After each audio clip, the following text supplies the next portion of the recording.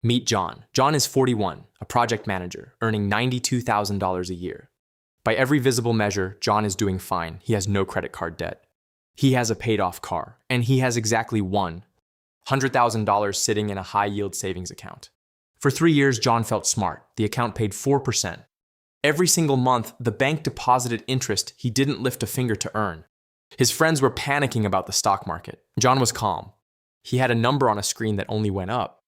But there was a problem John couldn't see, a quiet, invisible problem. Because while that $100,000 looked perfectly safe, it was slowly doing something to John's money that no statement ever showed him. Run the numbers, and the account that made John feel the most responsible was quietly costing him the most. Not in fees, not in a scam, not in a single bad decision he could point to. In something far harder to notice and far more expensive. This is the story of what actually happened to that money, and the three forces that were eating it the entire time he thought he was winning. Here's the thing about a high-yield savings account. It is genuinely a good product. 4% on cash with zero risk to the principal. Fully insured by the FDIC up to $250,000 per bank. 20 years ago, a rate like that was a fantasy. The national average savings account still pays just 0.38% today, which means most people earn almost nothing on their cash. So John wasn't wrong to use one. He was wrong about what it was for. Most people treat a high-yield savings account like a finish line. They get the money in, they watch the balance, and they stop thinking. They assume that because the number on the screen is growing, their wealth is growing too. But a growing number and growing wealth are not the same thing. Not even close. There are three forces working against that $100,000, and not one of them shows up on the monthly statement. The first is taxes, the second is inflation, the third is the most expensive of all. And it has a name that sounds almost harmless: opportunity cost. Each one is invisible, each one is quietly subtracting from John's future while his balance ticks up, and tells him everything is fine. By the end of this, you'll see exactly how much John's safe. Choice actually cost him, down to the dollar. You'll see the number he never got to keep. And you'll understand why the account itself was never the mistake. The amount was. Here's what the data shows. Let's keep this fair. To really see what happened to John's money, we need someone to compare him to. Someone who started in the exact same place and made one different choice. So meet Carla. Carla works 2 desks down from John. Carla is 32, a marketing lead, and she earns almost exactly what John earns, $90,000 a year. 3 years ago, Carla also had $100,000 in cash. Same starting line, same income, same fear of losing money. Neither of them was a genius. Neither was reckless. The only real difference between John and Carla was a single decision about where that money should live. John put all $100,000 into his high-yield savings account. Every single dollar. He liked seeing the full number sitting in one place. It felt like a fortress, walls around his money, nothing getting in or out without his say. Carla did something different. Carla asked one question that John never thought to ask. She looked at her $100,000 and asked, "What is this money actually for?" That one question changed everything that came after. Carla refused to treat all her money as a single blob. She split it into jobs. She decided that $30,000 was her emergency fund. 3 to 6 months of expenses money she might need on any random Tuesday with no warning. That money needed to be safe and instant, so it went straight into the same kind of high-yield savings account John used. Smart, correct, no notes. But the other $70,000 was different. Carla looked at that money honestly and admitted she had no plan to touch it for at least 10 years. It wasn't rent, it wasn't an emergency, it wasn't a down payment for next spring. It was long-term money, money with a long runway. So she put it into a simple low-cost index fund that tracks the entire stock market. Not a hot stock, not crypto, not a tip from a coworker. Just the boring diversified index that has averaged about 10% a year over the long run. Now, here's where most people get nervous. They hear the words stock market and they picture casinos, crashes, and people losing everything in a single afternoon. And yes, Carla's $70,000 did drop. In the first year, it fell. She opened the app on a gray Tuesday morning and watched the balance sitting lower than what she'd put in, and her stomach turned over. John, meanwhile, never lost a single cent. His statement was a flat, calm, beautiful climb. For about 18 months straight, John looked like the genius, and Carla looked reckless. People at the office gently teased her about it. This is the exact moment most people quit. They see red. They feel that drop in their gut.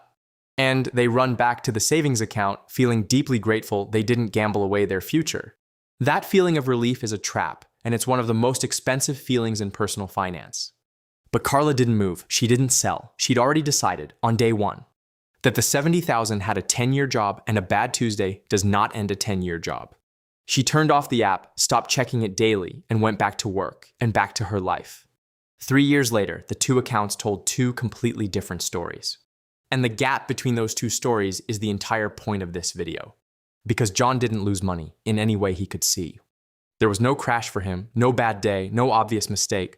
He just stood perfectly still while his money quietly fell behind. Let me show you exactly how, force by force. That 4% interest John earned is not really 4%. Not even close to what he gets to keep. Here's why. The IRS treats high-yield savings interest as ordinary income. That's the phrase that matters, and almost nobody thinks about it. Ordinary income. It is taxed at the exact same rate as the money you earn from your actual job. Sweating at a desk all year. There is no special discount for it. On $100,000 at 4%, John earned about $4,000 in interest in a year. That feels great in the moment, free money falling from the sky. But then tax season arrives. John is in the 24% federal bracket.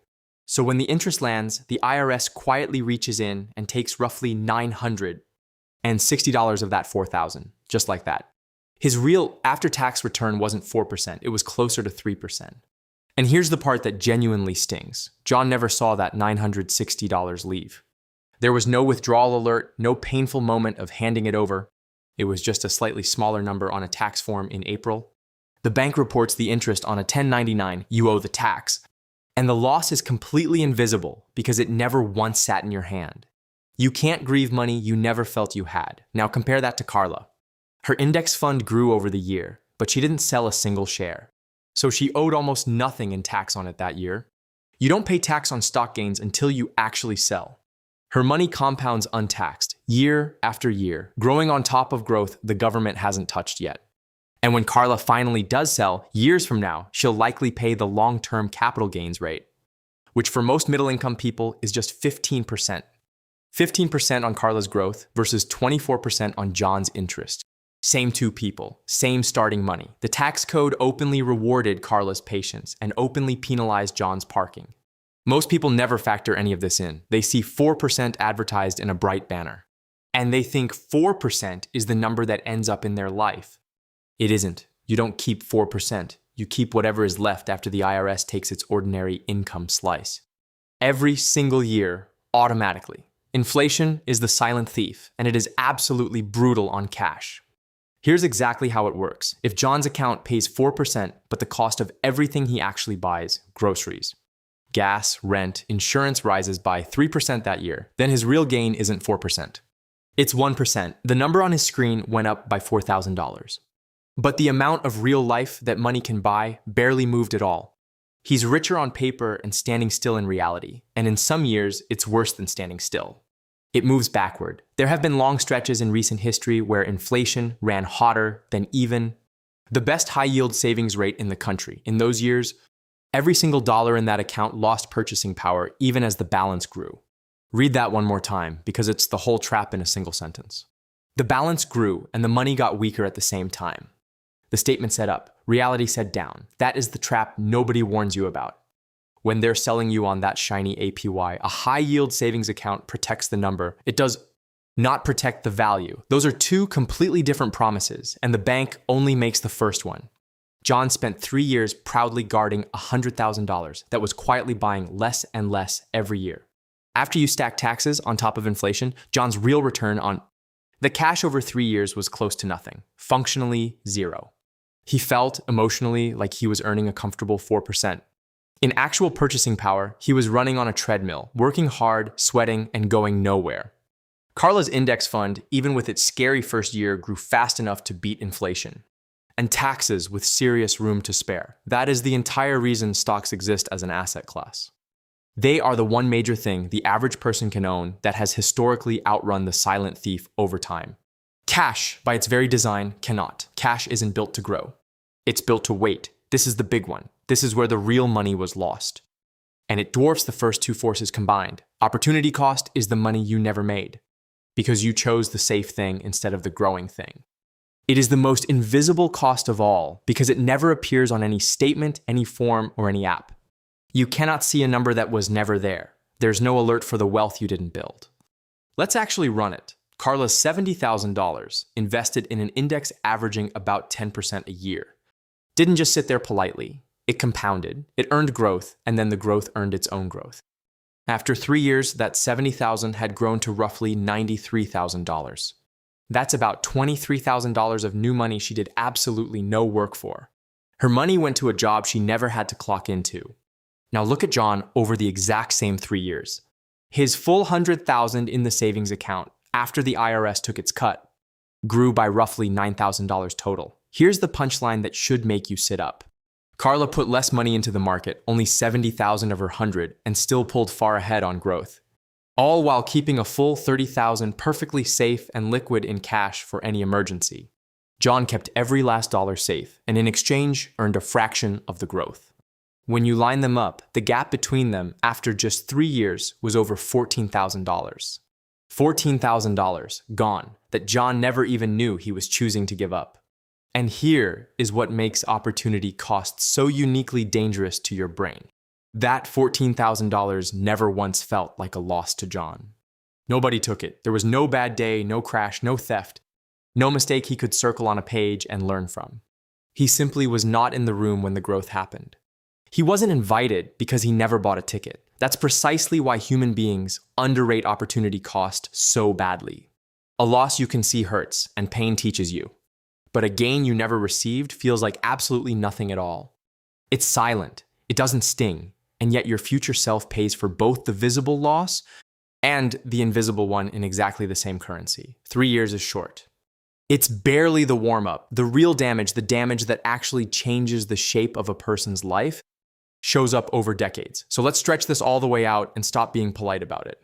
Say, John keeps that full $100,000 in cash for 30 years. Earning a real return near zero after taxes and inflation, which is roughly what cash does. 30 years later, John still has, in real terms, roughly the buying power of $100,000. Safe, untouched, unchanged, exactly what he started with, just older. Now take Carla's approach, money with a long, patient job. Invested in the broad market at around 7% a year after inflation, which is close to the historical real average. Over those same 30 years, that same starting $100,000 becomes more than $700,000. In today's purchasing power, same starting amount, same salary, same country, same decades, same economy. The only difference in the entire equation was the decision about what the money was for. That is not a small gap. That is not a rounding error. That is the difference between retiring comfortably and retiring anxious, between options and no options. Between helping your kids and apologizing to them. $700,000 versus $100,000 from the identical starting point. And the genuinely cruel part of this story is that John spent all 30 of those years feeling responsible. He never gambled. He never lost a night of sleep to a crash.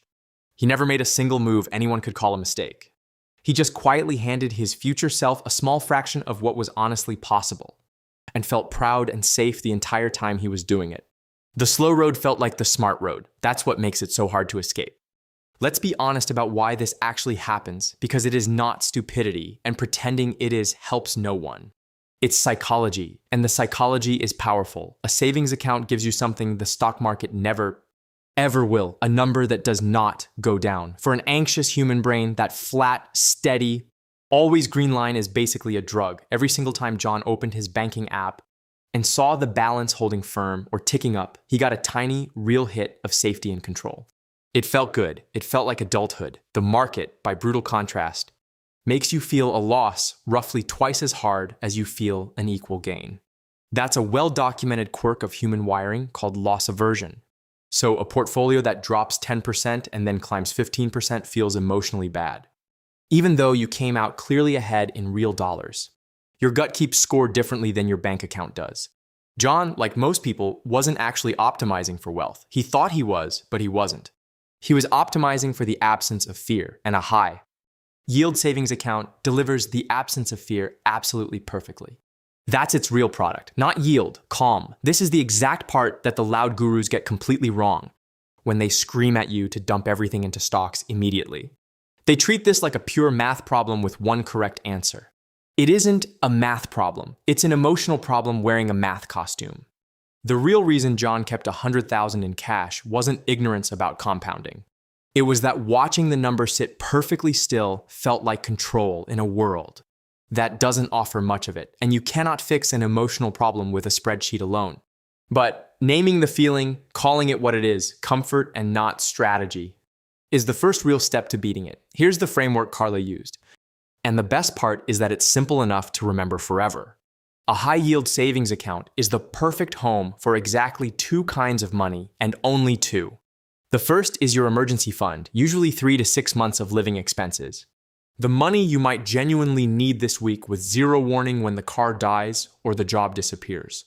The second is money earmarked for a specific goal in the next 1 to 3 years, like a house down payment, a wedding, or a planned move. That short-term money should absolutely not be in stocks, because 1 to 3 years is simply not long enough to reliably ride out a crash. And you don't want the market to be down on the exact month you need to write the check. For those two specific jobs, the high-yield savings account isn't just acceptable. It is the single best tool on earth, full stop. Use it proudly. The only mistake is using it for a third job. It was never designed to do long-term growth. Money you genuinely will not touch for 10, 20, or 30 years has no business sitting in cash. None. That money needs to be in the market, doing the heavy lifting.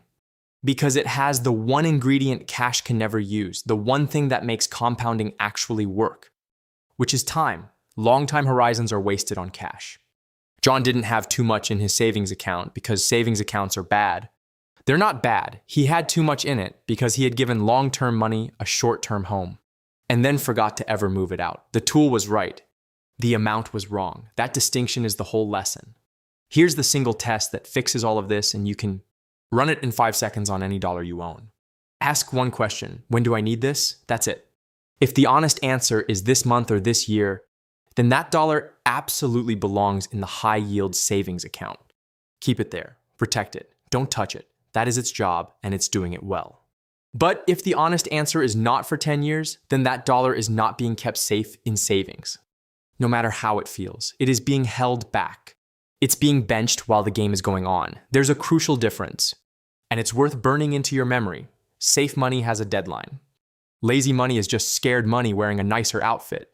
They look identical sitting in the account. They feel identical when you check the balance. But one is doing a real job and the other is just hiding. John's emergency fund, his $30,000, was true safe money with a real purpose. And it should have stayed exactly where it was, untouched, forever ready. He got that part right. But the other $70,000 had no deadline for a full decade. And parking it in cash wasn't caution at all. It was an expensive habit that was very good at impersonating caution. The high-yield savings account did not fail John. It performed flawlessly. John used a hammer to try to paint a wall, got a bad result, and then quietly blamed the hammer. Let's talk about that 4% for a second, because even the rate itself isn't as solid as it looks. A high-yield savings rate is variable. That means the bank can change it whenever it wants, with no permission and barely any notice. When John opened his account, the headline rate was over 4%, and he felt locked in. He wasn't locked into anything. In 2026, savings rates started drifting downward across the whole market. Several of the top accounts that were advertising big numbers in early spring quietly trimmed their rates within weeks. John's 4% was really 4% until the bank decides otherwise. Carla's index fund had no such ceiling because she wasn't relying on a number a bank chooses for her. And there's a second catch, the banner hides. Some of those eye-catching top rates, the ones screaming 5% in the ads, come with strings attached, like minimum balances, direct deposit requirements, or limited time teaser periods that drop off after a few months. The advertised number and the number you actually earn all year are often two different things. John never read the fine print because the big green number felt like all the information he needed. Most people do exactly the same. They anchor on the headline rate and never notice that it's a moving target, set by someone whose job is the bank's profit, not John's future. Let's go back to that gray Tuesday morning because it's the most important moment in this whole story. And it has nothing to do with math. Carla's $70,000 had dropped. On paper, she was down several $1,000s, money that had simply evaporated from the screen overnight. Her stomach turned. Her thumb hovered over the sell button. Every instinct in her body screamed the same word: out. Get out. Make the pain stop. This is the precise moment that separates people who build wealth from people who only talk about it. Because the loss was real on the screen, but it was not real in her life. She hadn't sold. She didn't need that money that week, or that year, or for 10 years. A drop you don't sell into is just a number having a bad day. It only becomes a real permanent loss the instant you panic and lock it in. Carla understood something John never tested, because John never put himself in a position to feel it. The market doesn't take your money when it falls. It takes your money when it falls and you flinch. So she didn't flinch. She closed the app, made coffee, and went to a meeting. 18 months later, that same scary money had not only recovered, it had climbed well past where it started. The Tuesday that felt like a disaster turned out to be, in the long story of her money, completely invisible. Meanwhile, John, who never had a single bad Tuesday, was the one quietly losing the race the whole time. The lesson isn't that volatility is fun. It's that volatility and loss are not the same thing. And confusing the two is what keeps most people poor and safe. We need to kill one idea completely because it's the root of John's whole mistake, the belief that cash is automatically the safe choice. It isn't. Cash carries a risk too. It's just a slow, quiet, invisible risk instead of a loud, dramatic one. With stocks, the risk is obvious and it shows up in red. Some years are down, some are scary. You can see it and feel it, which is exactly why people respect it. With cash, the risk is hidden. And it shows up as a slow leak. Every year, taxes and inflation drain a little purchasing power out of the bottom of the bucket, while the number on top stays flat or ticks up so you never notice the bucket emptying. People are terrified of the visible risk and completely blind to the invisible one. But over 30 years, the invisible one did far more damage to John than a couple of bad market years ever did to Carla. Ask yourself, which is actually scarier, a number that sometimes drops, but trends powerfully upward over decades, or a number that never drops but slowly buys less? And less for the rest of your life? John picked the second one and called it caution. Real safety isn't a number that never moves. Real safety is having enough, decades from now, to actually live. By that definition, the savings account was the riskier place to keep long-term money the entire time. Let's make that 3-year gap concrete, because $14,000 of opportunity cost can sound abstract until you translate it into a life. $14,000 is a used car paid in full. It's a year of a kid's daycare. It's a serious dent in a mortgage. Or a genuine emergency fund all by itself, or a memory of a lifetime trip with the whole family. That's what John gave up in just 3 years without ever feeling a thing. Now remember, that $14,000 wasn't a one-time event. It was the gap from year 1 to year 3. Keep that same behavior running, and the gap doesn't stay $14,000. It widens every year because Carla's growth compounds on a bigger and bigger base while John's cash crawls. By year 10, the gap isn't $14,000, it's a multiple of that.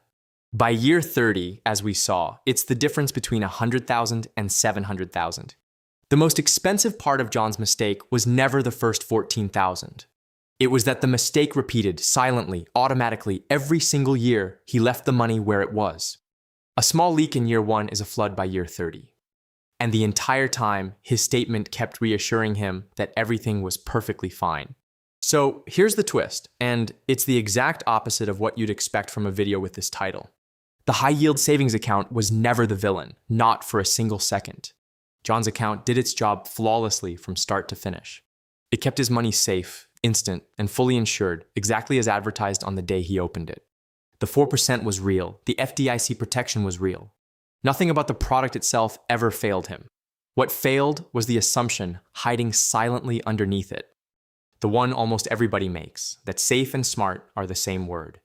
They are not. They were never the same word. Cash isn't safe.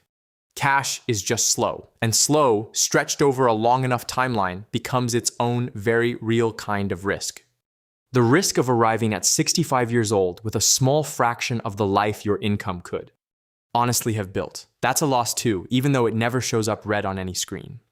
The real lesson John finally learned wasn't that savings accounts are bad, and it wasn't to throw everything into stocks and pray.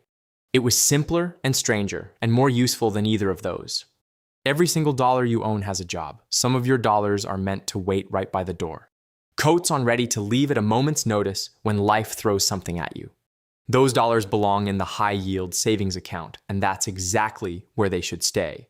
But other dollars are meant to go out and work for decades, to build something, to compound quietly in the background of your life, and chaining those dollars to a savings account isn't protecting them at all.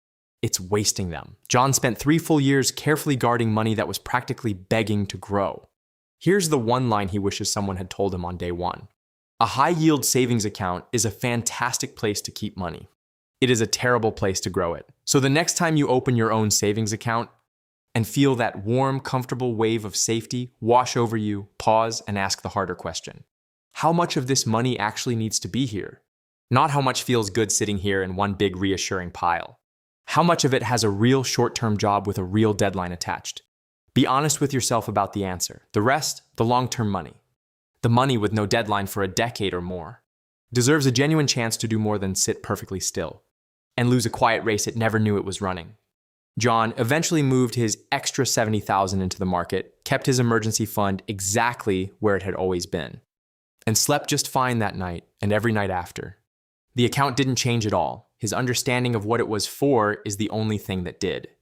If this showed you something about your own money you hadn't quite noticed before, subscribe to Wealth Logic and hit the notification bell. We break down the hidden math behind the financial decisions you face every single day, the ones nobody else bothers to do the real arithmetic on.